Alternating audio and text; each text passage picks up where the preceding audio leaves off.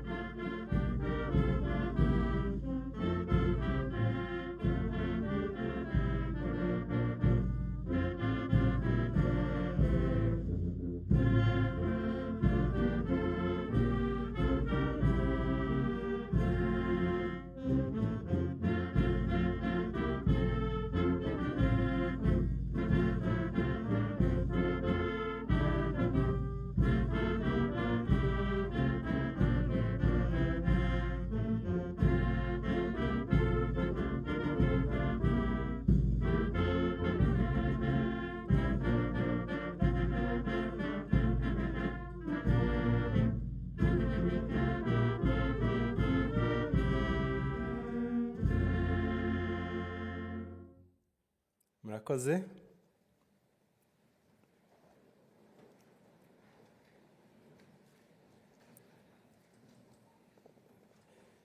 Nyakubahwa Perezida wa Repubulika, nitwa Mushimire Olivier, ndi umujyanama wa Perezida wa Sena, nkaba ndi bufashe kuyobora gahunda y'uyu munsi.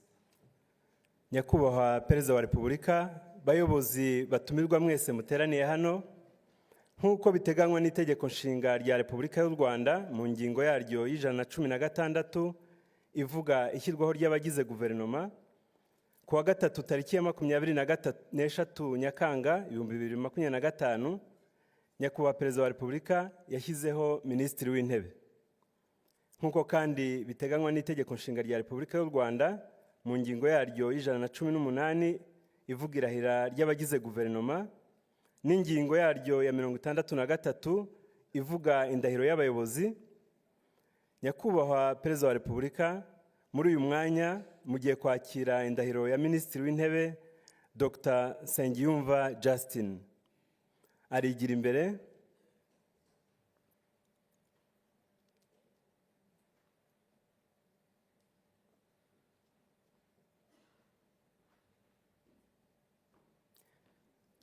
Arafata ibendera rya Repubulika y'u Rwanda n'ikiganza cy'ibumoso, azamura ukuboko kw'iburyo, avuga indahiro. Jewe Nsengiyumva Justin ndahiriye u Rwanda ku mugaragaro, ndahiriye u Rwanda ku mugaragaro ko ntazahemukira Repubulika y'u Rwanda, ko nzubahiriza itegeko nshinga n'andi mategeko, ko nzaharanira uburenganzira bwa muntu n'ibyagirira abanyarwanda bose akamaro, ko nzaharanira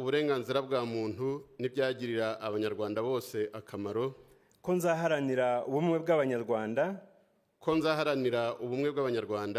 ko nzakorana umurava imirimo nshinzwe, ko ntazakoresha ububasha mpawe mu nyungu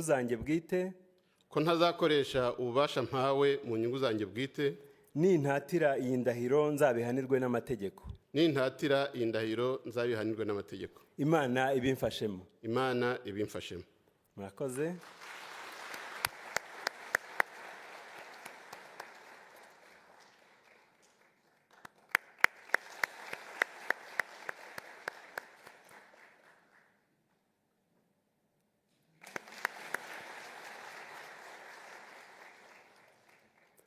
Murakoze. Twagira ngo dusabe nyakubahwa Minisitiri w'Intebe Dr. Nsengiyumva Justin umaze kurahira gushyira umukono ku ndahiro.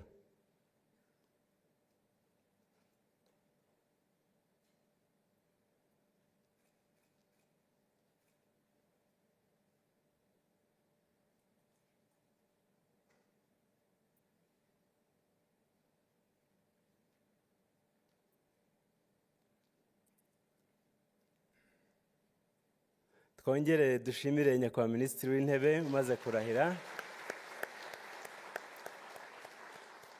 Murakoze. Nyakubahwa Perezida wa Repubulika, icyiciro kijyanye no kwakira indahiro ya Minisitiri w'Intebe kirasoje. Muri uyu mwanya twagira ngo dusabe nyakubahwa Minisitiri w'Intebe umaze kurahira kugeza ku bateraniye aha n'abakurikiye umuhango hirya no hino ijambo yaduteganyirije. Nyakubahwa Minisitiri w'Intebe, umwanya ni uwanyu.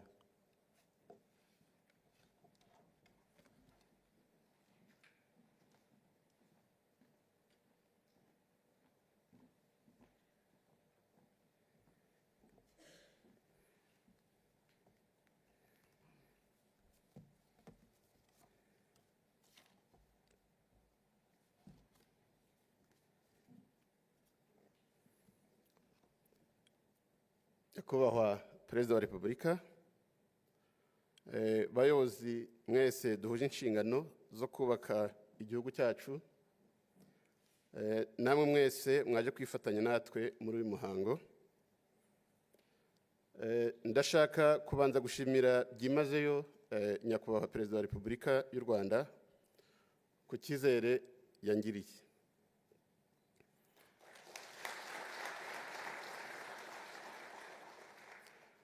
Nkaba mbizeza nyakubahwa Perezida wa Repubulika ko nzi neza uburemere bw'izi nshingano mwampaye n'uruhare rwazo mu kuzamura imibereho y'abaturage n'iterambere ry'igihugu cyacu. Nyakubahwa Perezida wa Repubulika ndetse namwe bayobozi bose muteraniye hano, ndashaka kubasezeranya ko iki cyizere nyakubahwa Perezida wa Repubulika yangiriye kitazaraza amasinde. Ndabizeza ko nzakora ibishoboka byose ndetse nkore n'ibirenzeho kugira ngo nuzuze inshingano nahawe, bityo igihugu cyacu kibyungukiremo ku buryo bugaragarira buri wese. Ndashimira cyane ubwitange abayobozi babanjirije bagaragaje kugira ngo u Rwanda rutere intambwe ishimishije nk'uko bigaragarira buri wese uyu munsi. Niteguye ntategwa gutanga umusanzu wanjye muri urwo rugendo nk'umunyarwanda wiyemeje gukorera igihugu cye.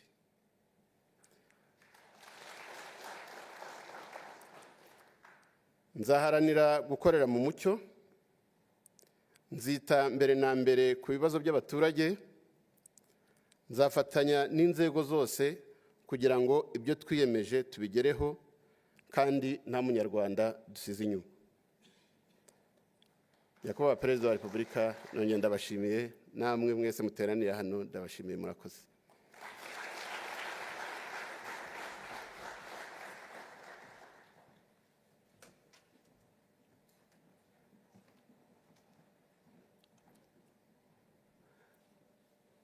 Arakoze nyakubahwa Minisitiri w'Intebe ku ijambo tugejejeho, twongere tumushimire. Nyakubahwa Perezida wa Repubulika, nyuma yo kwakira indahiro ya Minisitiri w'Intebe mubyemeye, twafata akaruhuko k'iminota nk'itanu, nyuma murakira indahiro y'abagize guverinoma. Murakoze.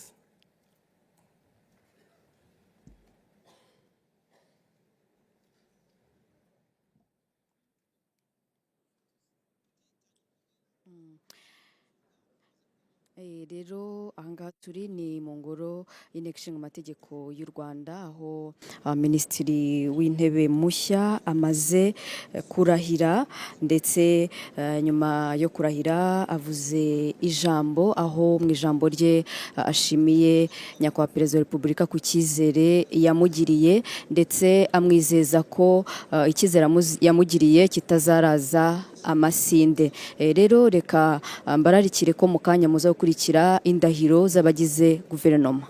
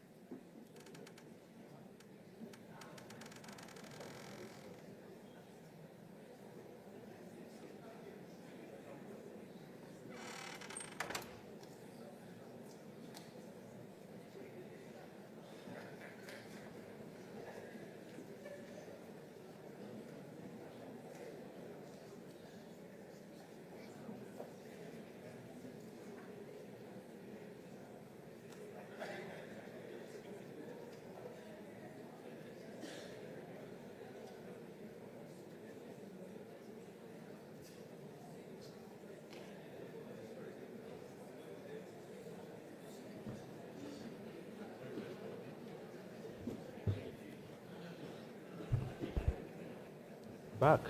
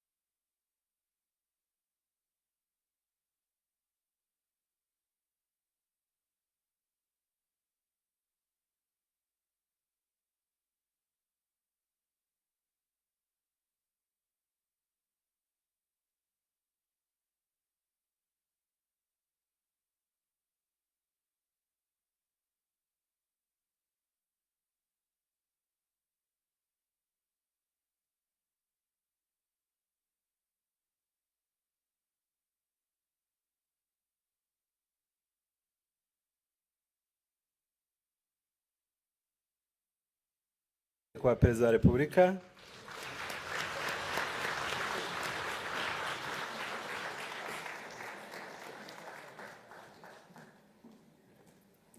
Murakoze.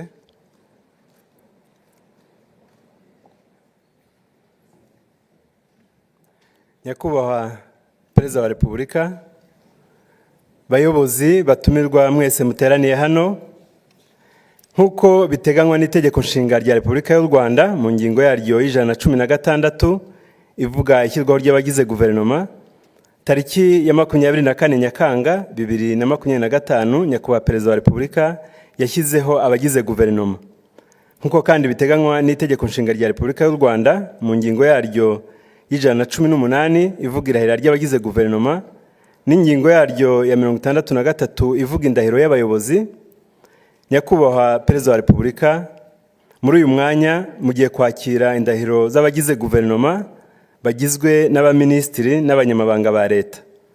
Murakira kandi n'indahiro y'umuyobozi mukuru w'urwego rw'igihugu rushinzwe iterambere n'umuyobozi mukuru wungirije w'urwego rw'igihugu rushinzwe iterambere. Nyakubahwa Perezida wa Repubulika, mugiye kubanza kwakira indahiro y'abagize guverinoma. Mubyemeye, abaminisitiri bakurikira bakwigira imbere bakabagezaho indahiro: Madame Uwizeye Judith, Minisitiri muri Perezidansi ya Repubulika; Madame Mpambara Ines, Minisitiri mu biro bya Minisitiri w'Intebe; Bwana Murangwa Yusuf, Minisitiri w'Imari n'Igenamigambi; Ambassadeur Nduhungirehe Olivier, Minisitiri w'Ububanyi n'Amahanga n'Ubutwererane; Dr. Ugirashebuja Emmanuel, Minisitiri w'Ubutabera, Intumwa Nkuru ya Leta; Dr. Biruta Vincent, Minisitiri w'Umutekano mu Gihugu; Bwana Habimana Dominique, Minisitiri w'Ubutegetsi bw'Igihugu; Dr. Gasore Jimmy, Minisitiri w'Ibikorwa Remezo; Madame Ingabire Paula, Minisitiri w'Ikoranabuhanga na Innovation; na Bwana Nsengimana Joseph, Minisitiri w'Uburezi. Barafata ibendera rya Repubulika y'u Rwanda n'ikiganza cy'ibumoso, bazamura ukuboko kw'iburyo, bavuga indahiro: Jewe Uwizeye Judith, Jewe Mpambara Ines, Jewe Murangwa Yusuf, Jewe Nduhungirehe Olivier, Jewe Ugirashebuja Emmanuel, Jewe Biruta Vincent, Jewe Habimana Dominique, Jewe Gasore Jimmy, Jewe Ingabire Paula, Jewe Nsengimana Joseph. Ndahiriye u Rwanda ku mugaragaro ko ntazahemukira Repubulika y'u Rwanda, ko nzubahiriza itegeko nshinga n'andi mategeko, ko nzaharanira uburenganzira bwa muntu n'ibyagirira abanyarwanda bose akamaro, ko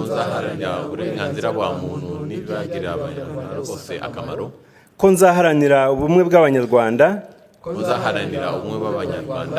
ko nzakorana umurava imirimo nshinzwe, ko ntazakoresha ububasha mpawe mu nyungu zanjye bwite, nintatira iyi ndahiro nzabihanirwe n'amategeko. Imana ibimfashemo. Murakoze.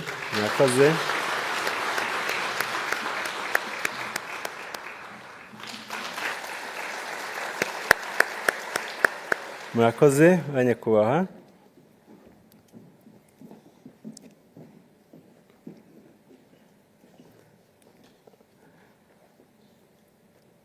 Nyakubahwa Perezida wa Repubulika, hakurikiyeho kwakira indahiro y'abaminisitiri n'umunyamabanga wa leta bakurikira: Dr. Arakwiye Bernadette, Minisitiri w'Ibidukikije; Dr. Cyubahiro Bagabe Marc, Minisitiri w'Ubuhinzi n'Ubworozi; Dr. Nsanzimana Sabin, Minisitiri w'Ubuzima; Bwana Sebahizi Prudence, Minisitiri w'Ubucuruzi n'Inganda; Madame Mukazayire Neri, Minisitiri wa Siporo; Dr. Bizimana Jean Damascene, Minisitiri w'Ubumwe bw'Abanyarwanda n'Inshingano Mboneragihugu; Ambassadeur Nkulikiyinka Christine, Minisitiri w'Abakozi ba Leta n'Umurimo; Retired Major General Murasira Albert, Minisitiri w'Ibikorwa by'Ubutabazi; Dr. Utumatwishima Jean Nepo Abdallah, Minisitiri w'Urubyiruko n'Ubuhanzi; Retired General Kabarebe James, Umunyamabanga wa Leta ushinzwe ububanyi n'amahanga n'ubufatanye n'akarere.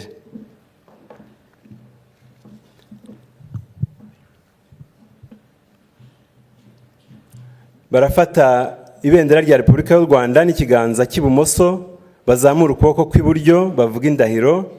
Jyewe Bizimana Jean Damascene. Jyewe Nkurikinka Christine.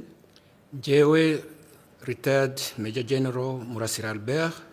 Jyewe Utumatwishima Jean Nepo Abdallah. Jyewe General Retired Kabarebe James. Jyewe Arakuye Bernadette. Jyewe Bagabecyuhero Marc. Jyewe Sanzimana Sabin. Jyewe Sebahezi Prudence. Jyewe Mukazayire Neri. Ndahiriye u Rwanda ku mugaragaro. Ndahiriye u Rwanda ku mugaragaro. Ko ntazahemukira Repubulika y'u Rwanda. Ko ntazahemukira Repubulika y'u Rwanda. Ko nzubahiriza itegeko nshinga n'andi mategeko. Ko nzubahiriza itegeko nshinga n'andi mategeko. Ko nzaharanira uburenganzira bwa muntu n'ibyagirira abanyarwanda bose akamaro.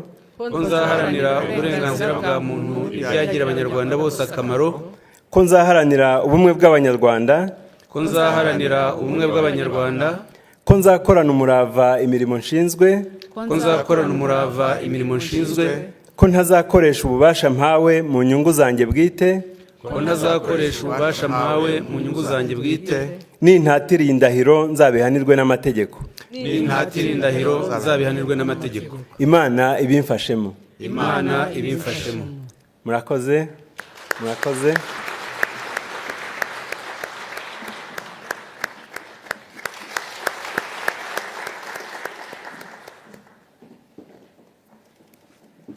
Murakoze.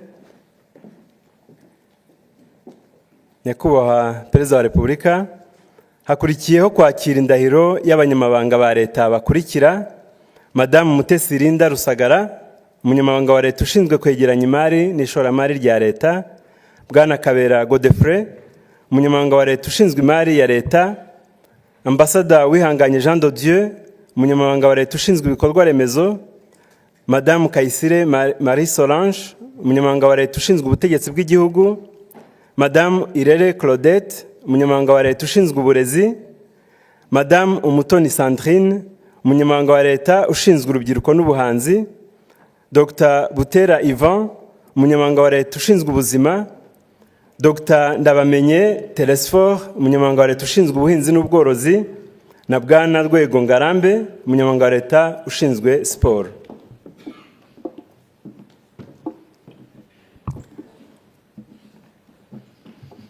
Barafata ibendera rya Repubulika y'u Rwanda n'ikiganza cy'ibumoso, bazamura ukuboko kw'iburyo, bavuga indahiro. Jyewe Mutesi Linda Rusagara. Jyewe Kabera Godfrey. Jyewe Uwihanganye Jean de Dieu. Jyewe Kayisire Marie Solange. Jyewe Irere Claudette. Jyewe Umutoni Sandrine. Jyewe Butera Ivan. Jyewe Ndabamenye Telesphore. Jyewe Ngarambe Rwego. Ndahiriye u Rwanda ku mugaragaro. Ndahiriye u Rwanda ku mugaragaro. Ko ntazahemukira Repubulika y'u Rwanda. Ko ntazahemukira Repubulika y'u Rwanda. Ko nzubahiriza itegeko nshinga n'andi mategeko. Ko nzubahiriza itegeko nshinga n'andi mategeko. Ko nzaharanira uburenganzira bwa muntu n'ibyagirira abanyarwanda bose akamaro. Ko nzaharanira uburenganzira bwa muntu n'ibyagirira abanyarwanda bose akamaro. Ko nzaharanira ubumwe bw'abanyarwanda. Ko nzaharanira ubumwe bw'abanyarwanda. Ko nzakorana umurava imirimo nshinzwe. Ko nzakorana umurava imirimo nshinzwe. Ko ntazakoresha ububasha mpawe mu nyungu zanjye bwite. Ko ntazakoresha ububasha mpawe mu nyungu zanjye bwite. Nintatira iyi ndahiro nzabihanirwe n'amategeko. Nintatira indahiro nzabihanirwe n'amategeko. Imana ibimfashemo. Imana ibimfashemo. Murakoze.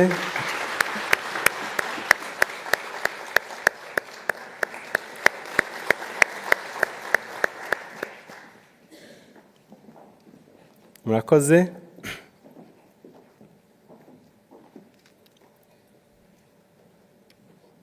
Muri uyu mwanya, Nyakubahwa Perezida wa Repubulika, nyuma yo kwakira indahiro y'abagize guverinoma, turagira ngo dusabe abamaze kurahira gushyira umukono ku ndahiro.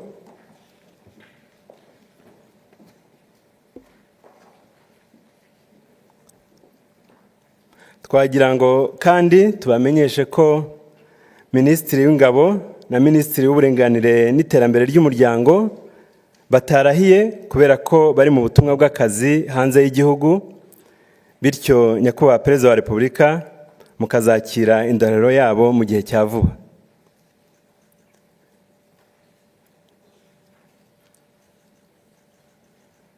Murakoze. Nyuma yo gushyira umukono ku ndahiro, twashimira abagize guverinoma bamaze kurahira.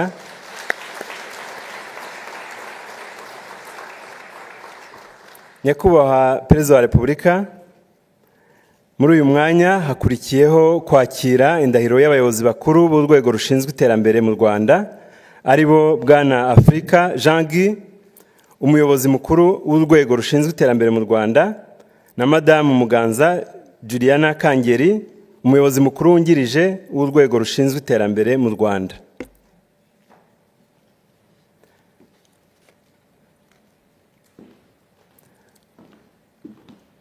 Barafata ku ibendera rya Repubulika y'u Rwanda n'ikiganza cy'ibumoso, bazamura ukuboko kw'iburyo bavuga indahiro. Jyewe Afrika Jean Guy. Jyewe Muganza Juliana Kangeri. Ndahiriye u Rwanda ku mugaragaro. Ndahiriye u Rwanda ku mugaragaro. Ko ntazahemukira Repubulika y'u Rwanda. Ko ntazahemukira Repubulika y'u Rwanda. Ko nzubahiriza itegeko nshinga n'andi mategeko. Ko nzubahiriza itegeko nshinga n'andi mategeko. Ko nzaharanira uburenganzira bwa muntu n'ibyagirira abanyarwanda bose akamaro. Ko nzaharanira uburenganzira bwa muntu n'ibyagirira abanyarwanda bose akamaro. Ko nzaharanira ubumwe bw'abanyarwanda. Ko nzaharanira ubumwe bw'abanyarwanda. Ko nzakorana umurava imirimo nshinzwe. Ko nzakorana umurava imirimo nshinzwe. Ko ntazakoresha ububasha mpawe mu nyungu zanjye bwite. Ko ntazakoresha ububasha mpawe mu nyungu zanjye bwite. Nintatira iyi ndahiro nzabihanirwe n'amategeko. Nintatira iyi ndahiro nzabihanirwe n'amategeko. Imana ibimfashemo. Imana ibimfashemo. Murakoze.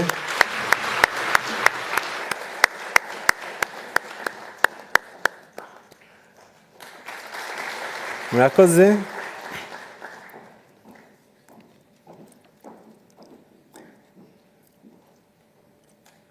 Muri uyu mwanya, nyuma yo kurahira kw'abayobozi bakuru b'urwego rushinzwe iterambere mu Rwanda, twagira ngo tubasabe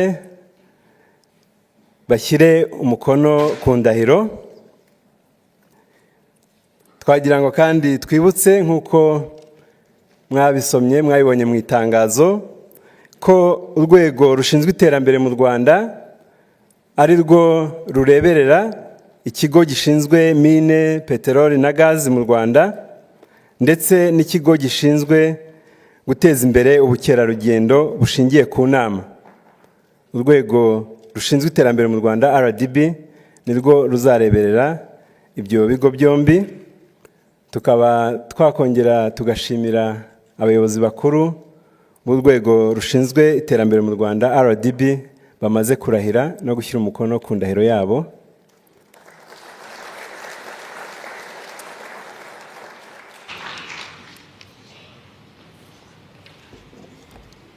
Nyakubahwa perezida wa repubulika, nyuma yo kwakira indahiro ya minisitiri w'intebe n'indahiro z'abagize guverinoma ndetse n'indahiro z'abayobozi bakuru b'urwego rushinzwe iterambere mu Rwanda, mu cyubahiro cyanyu mwageza ku bateraniye hano n'abakurikiye umuhango hirya no hino ijambo mwaduteganyirije kuri uyu munsi. Murakoze.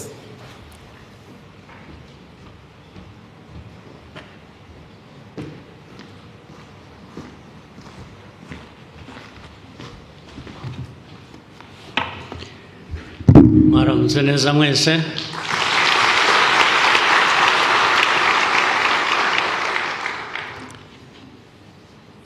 Bayobozi b'inzego nkuru z'igihugu cyacu,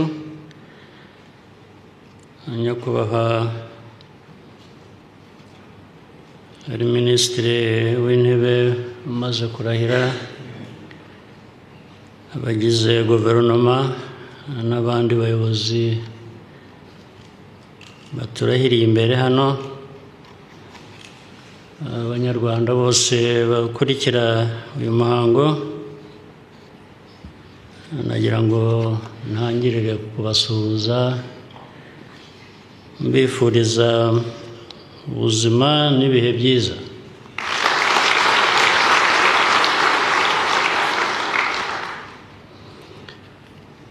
Ndabanza mpere ku gushimira byimazeyo Minisitiri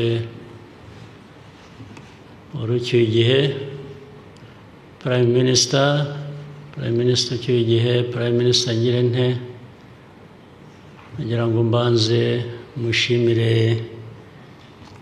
akazi keza n'imyaka yari amaze agakora.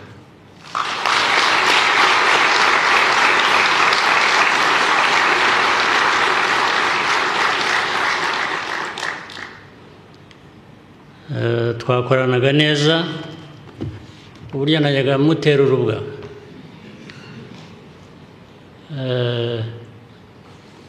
nkahera ku izina rye ngo Ngirente, nkamubwira nti ba Prime Minister ugira utyo, hanyuma agaheraho abigira atyo nyine. Nagushimira cyane rero, kandi ndagira ngo byumvikane ko abavuye cyangwa bahinduriwe imirimo n'abatahawe indi buriya irahari irabategereje.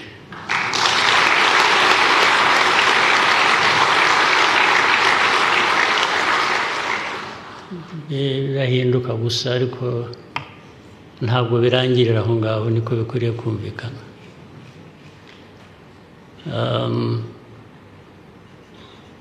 Abanyarwanda ni benshi, twifuza ko bagira uruhare rutandukanye mu gukorera igihugu cyabo, kandi ibintu bizajya bihora bihinduka. Usibye jye mwananiye gusa, mwanze kumpindura.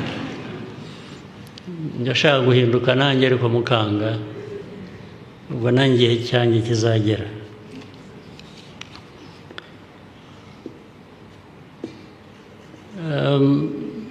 Ku bamaze kurahira rero, barahiriza inshingano bahawe, ndetse n'abari bari mu nshingano zitandukanye bategereje izindi bazabona. Nagira ngo mpere ku kuvuga ko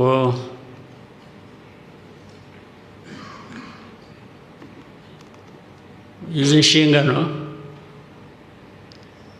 zifite uburemere butandukanye. Icya mbere, zihera ku bushobozi cyangwa ku bumenyi cyangwa ku bushake bw'abantu. Ugomba kugira ubushake, ugomba no kumenya icyo ugiye gukora, ugomba no kukigirira ubushobozi. Hari bimwe abantu bashobora gukora, tuvuge abahawe imirimo runaka, ndetse byahereye ko abantu babonye ko muri wowe hari ubwo bushobozi. Ibyo ni ibituruka hanze, ariko uko uzabikora n'ubushake ubikorana n'imyumvire ubikorana ko ako kazi karenze wowe gusa, kareba igihugu cyose, ibyo ntibyoroshye kugira ngo bituruke hanze mu baguhaye izo nshingano.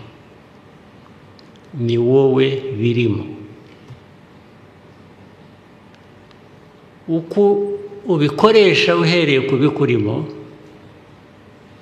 ibyo ni ibyawe rwose. Abantu bakwigisha, bakwibutsa, babwiriza, bakwegera ibyo byose, ariko iyo bitakurimo ngo ubyumve ibijyanye n'izo nshingano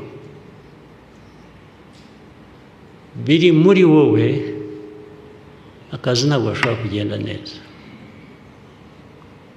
Niyo wakwibutswa inshuro zingahe, niyo wakubitwa imijugujugu kangahe, niyo wagira uti ibikurimo utabivanamo ngo ubikoreshe kubera ko bishingiye ku myumvire yawe n'ubushake bwawe, akazi ntikagenda neza. Impamvu rero nayo mbivuga, u Rwanda rwacu, aba banyarwanda batureba bakatubonamo byinshi, bakwiye no kutugirira icyizere ku bibazo bafite bahangana nabyo buri munsi, tugiye kubafasha kubikemura. U Rwanda rufite imiterere yarwo, hari aho rusa n'ibindi bihugu cyane ibya Afurika, ariko hari n'aho dutandukaniye n'ibindi bihugu, byaba n'ibya Afurika byaba n'iby'ahandi hose. Dufite amateka yacu, dufite umuco wacu, dufite kamere yacu duheraho, dufite n'ibindi dusangiye n'Abanyafurika navugaga. Iyo ubona u Rwanda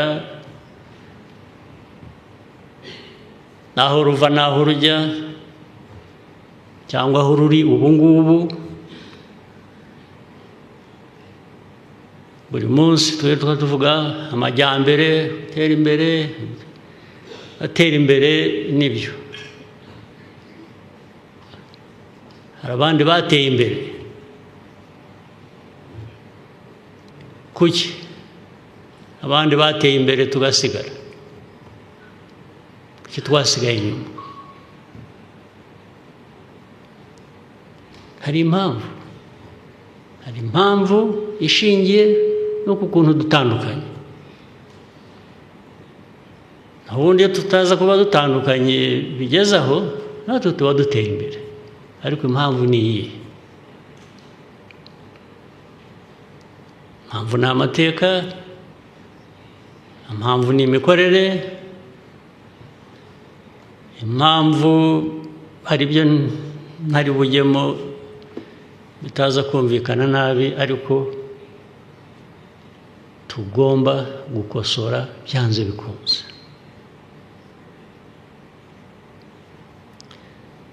Ndetse no muri twe twicaye aha n'abandi handi, ari n'ushobora kwibaza atari ko twabikosora dute. Hari abihebye barekuye, bazi ko Abanyarwanda, Abanyafurika tugomba kuba turi aho, turi abakene, turi mu mwiryane, hanyuma kandi hari abazaza kudukiza. Abazaza kudukiza ntabwo mvuga babandi mwirirwa musenga mutegereje bazabakiza, bamwe batuyobora twese, ntabwo ari byo mvuga. Gusanga abantu bari aho bategereje abazabakiza ari abantu nkabo, nicyo mvuga, nicyo kibazo cya mbere. Ubundi iyo mico ya savior mentality tukazaba tuzakizwa n'abantu bicaranye natwe hano, abatumirwa, abo twita partners. Ibyo nicyo kibazo cya mbere tugomba kwivanamo ko twicara, ko tubayeho muri iki gihugu cyacu, tugahera kuri twe ibyo dushoboye tukabikora uko dushoboye, ukabikora uzi aho uva, uzi n'aho ujya, uzi n'aho ushaka kujya. Abo bandi bafasha, iyo bagufashije uri mu nzira ugenda ugana aho ushaka kujya, nibwo bigira akamaro. Ariko ntabwo bazaguterura ngo bagutereke aho ushaka kujya, nta nubwo babishaka niba mutari mubizi. Ntibabishaka, ntibabikeneye, ahubwo ugumye aho ngaho ni mu nyungu zabo. Twe rero Abanyarwanda, Abanyafurika tukicaraho tukadamarara, tugategereza ko hari abazaza kuducungura. Kandi ntiwabonye ko n'abariya tuzi muri za Bibiliya n'abandi bazaducungura bafite uko basa kwabo kutari nkatwe? Ntabwo bari mubizi, murerekwa ariko ntimubona. Ibyo rero ni ikinyoma. Umwicara ubwo muhabwe izo nshingano, mwazijyamo mugakora neza, mwazijyamo mugakora nabi, mwazijyamo mwinuba, ukavuga uti kuki bangize iki, batangize iki, abasigaye hanze bavuze bati ariko kuki batoranyije kanaka jye ntibampitemo. Ibyo byose jya ubikora wibuka ngo uri ubusa igihe twese tutivanyemo uwo muco wo kutumva inshingano ituri imbere, icyo dukwiriye, agaciro dukwiriye kwiha mbere y'uko dutegereza ko hari undi wakaduha. Uri ubusa. Ariko hari n'abo kuba ubusa bitagize icyo bitwaye, ni naho bihera. Hari abo kuba ubusa, guhora usabiriza, guhora ukubitwa inkoni za buri munsi ngo ntiwagenjeje uko undi yabishakaga, hari abo bitagize icyo bitwaye. Kuko niba abandi navugaga bihebye, bava ku cyo bakwiriye kuba bari cyo, bategereza icyo abandi babagenera. Byo ntabwo ari byo, ntabwo ari byo. Ntibyabaye by'imyaka 100 ishize kugeza ubu, ntibizaba byo guhera ubu n'indi myaka 100 iri imbere. Ntibishobora kuba.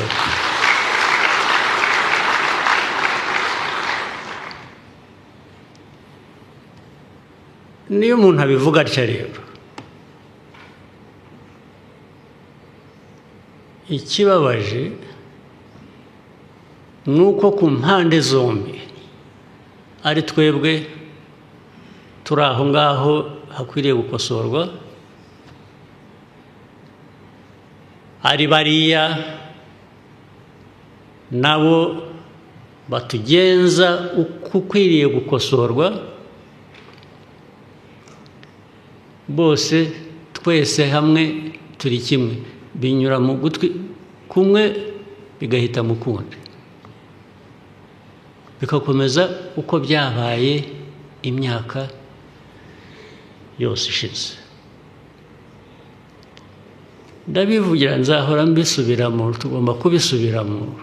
Ndabibwira mwebwe abayobozi muri hamwe bafashe inshingano zo kuyobora.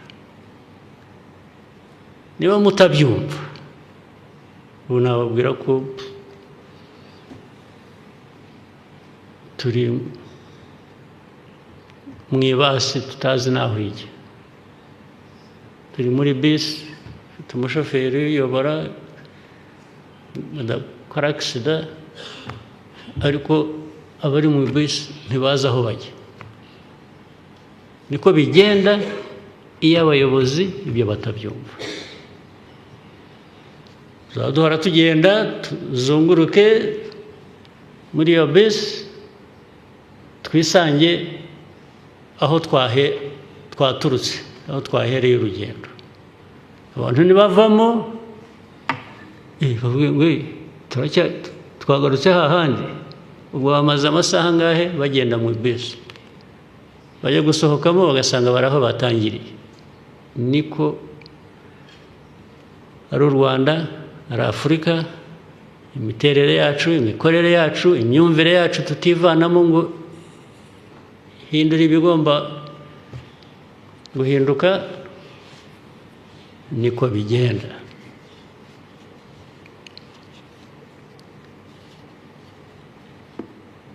Kandi hari ingero nyinshi zikwiriye kuba zitwigisha, zikwiriye kuba zadushyiramo, simvuze uburakari bundi, ndavuga uburakari bw'imbaraga abantu bari bakwiye kuba bakoresha kugira ngo tuve aho. Ingero zirahari buri munsi, umunsi ku wundi, umunsi ku wundi, umunsi ku wundi. Umunsi w'amateka yacu, imyaka 31 tumaze, naho tuvuye, ababigizemo uruhare bandi batari abanyarwanda, aho uyu munsi baza bakabwira abantu ko the victims are now the perpetrators.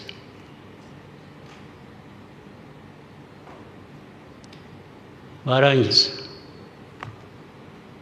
babigizemo uruhare, barabirebereye, barangiza bakazana amasomo ku kwigisha uko ukwiriye kubaho. Bakazana amasomo kwigisha demokarasi. Nabwo ntibe demokarasi gusa, kitwa bagashaka benshi liberal democracy. Liberal democracy ngiye ko nahina mu magambo make, ni ukubwira ngo no muri ubwo bukene bwawe bwose, no mu ko wabaye, ibereho uko ushaka, niyo kwaba kukwica, ureke n'undi abeho uko ashaka, niyo kwaba kumwica, niyo mwese kwaba kubica. Nicyo bivuze. Bakaza kubikwigishaga, barangiza bakaza kukubwira uburenganzira bw'ikiremwa muntu. Muri mwebwe nimumbwire utazi ikiremwa muntu ninde? Aho ugomba kuba muri n'abaswa wenda. Aho bahereye babibigisha, imyaka igiye kugera 100, n'ubu ntimurabifata.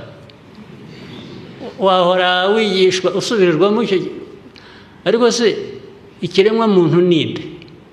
Wowe nturicyo, nk'uko n'undi akiriye. Ubu ukubwira ni ikiremwa muntu, nawe uri ikiremwa muntu. Unless people think we are dumb, we just have no capacity to think or to act upon what we think and what we must do. The kind of disrespect that people, Rwandans, Africans, experience on a daily basis is staggering. But on the other hand, I don't entirely blame other people. we have a responsibility. Why don't we just reject it? What do you lack to reject it and raise questions you must raise about yourself first, but also about others? I can't quarrel with you just because you've been coming around and giving me lectures without blaming myself for committedly listening to you and going by what you are telling me that I know.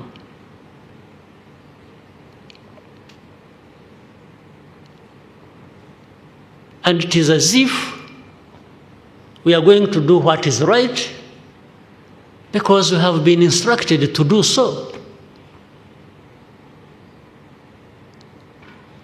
I mean, you must be having, you Africans, you Rwandans, you must be having problems to accept that. And for years. And even then, that is reflected on the way you go about your responsibilities, including these ones you have been sworn in for. It's as if you are doing it for other people other than yourselves and your people. How?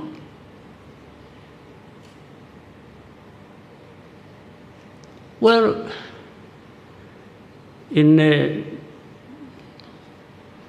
the civilized world we find ourselves today, you don't fight over anything and everything every day. You choose your fights. But you must choose the fights. They are there. There are the fights you must fight. Unless you have no purpose, you have no meaning attached to the responsibilities you have and what you owe yourself.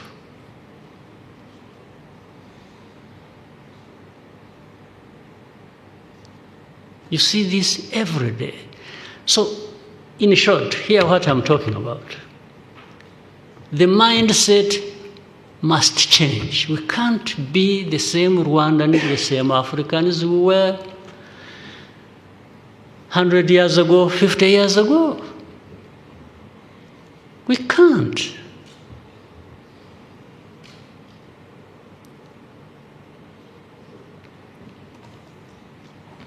And what I have tried to do when you look at this cabinet, that's what I've been trying even in the past cabinets, especially the recent ones. You people, I think I'm the oldest in the cabinet. Most of you have 30s, 40s, and it is for a purpose. It is for a purpose of saying, you young people, are you going to grow through this world like some of us, the old ones, did, and didn't change much that was necessary? You really can't find it in yourselves, you young people? Educated, traveled all over the world. You know your history, where you are coming from. You know all this I'm talking about. And you just behave and move forward like nothing happened.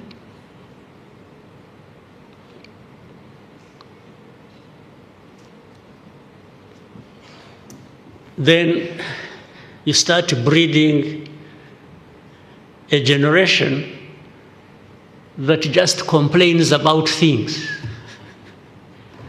Blaming so-and-so, blaming this for this, blaming that. No, where are you? Why don't you deal with the matter that you are complaining about? Especially when you are given an opportunity like this. Why don't you? Where are you? Why do you want to complain about other people? Even those from outside who may cause you problems. No, you should refuse, you should fight back. There's no question. Unless, I don't know,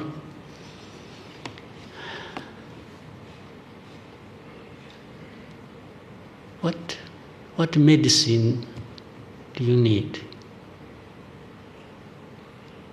other than the life you have lived, the experiences you have had, the losses you have had? What else do you need?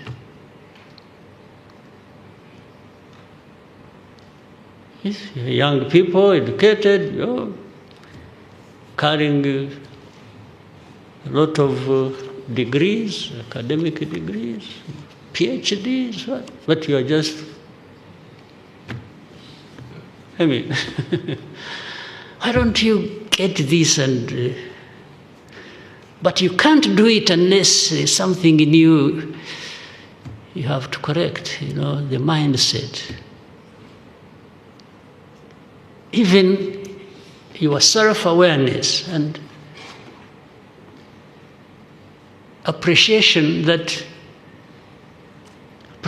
yourself and being aware that you can do something for yourself. And you have the capacity to fight back with ideas, with values. There is everything that you have to put to such a fight.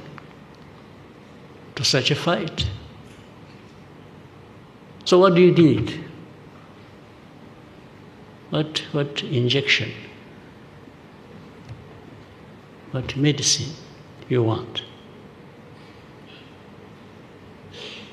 In the end, you have yourselves to blame. But that is, if you are conscious of what you should be blaming yourself for.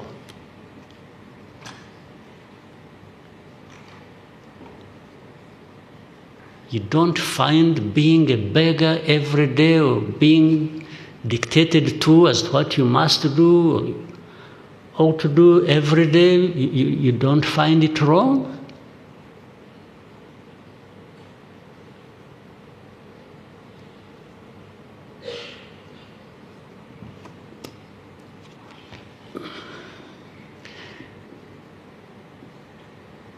Uko abo batoya abo mwebwe mubyiruka n'abandi kubaha uburere is one thing, uburere ubuzima. Uko mubukoresha is another thing. Ariko uburere butangwa kugira ngo bushingirweho bukoreshwe ibyiza by'abantu. Kandi nta muntu waremye undi.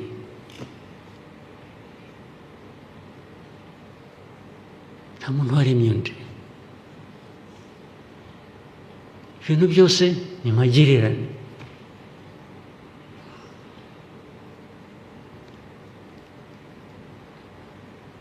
Ntabwo ari ukubivuga gusa. Dukwiye no kubishingiraho ibikorwa dukora, hanyuma tukabona ibivuye muri ibyo bikorwa.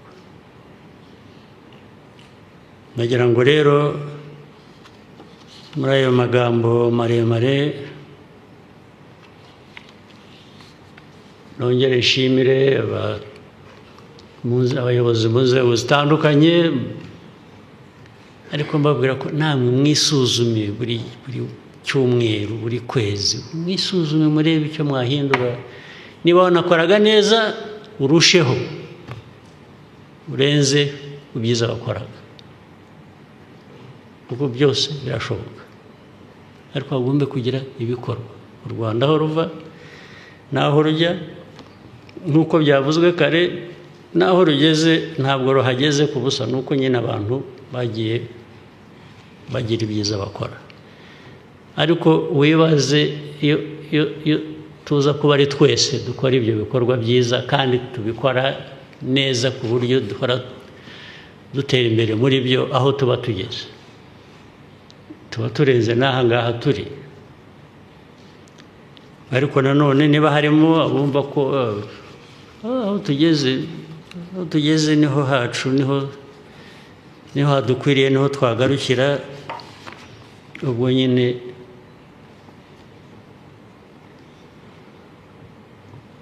ikibazo kiracyahari. Ntabwo kuyavuga ari ukuyarangiza, rero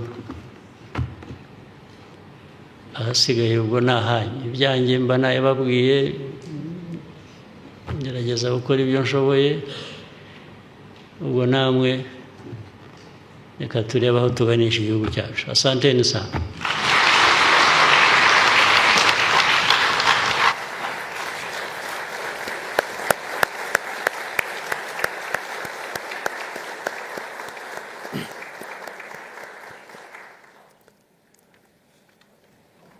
Murakoze nyakubahwa Perezida wa Repubulika ku mpanuro muduhaye. Gahunda y'uyu munsi irasozwa n'ifoto y'urwibutso, protocole irabidufashamo. Murakoze.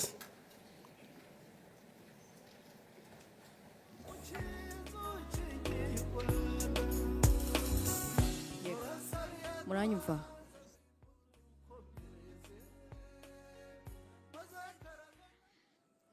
Rero umuhango wari uduteranije hano mu ngoro y'Inteko Ishinga Amategeko y'u Rwanda wo kwakira indahiro za Minisitiri w'Intebe ndetse n'abandi bagize guverinoma nshya ngubu ugeze ku musozo.